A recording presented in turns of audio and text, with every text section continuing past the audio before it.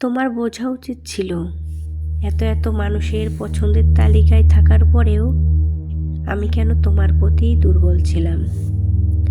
কিন্তু তুমি বুঝলে না, তুমি আমার ভালোবাসার পরিমাণ আন্দাজ করতে পারলে না।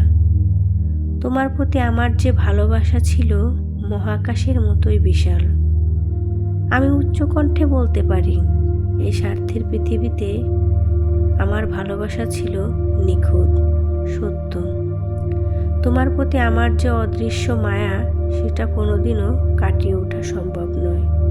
তুমি কি বুঝো তোমাকে ছাড়া থাকতে আমার কত কষ্ট হয়? তোমার দেওয়া কথা কিন্তু তুমি রাখলে না।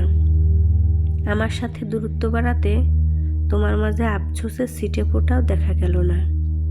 এটা ভাবতেও কষ্ট হয়।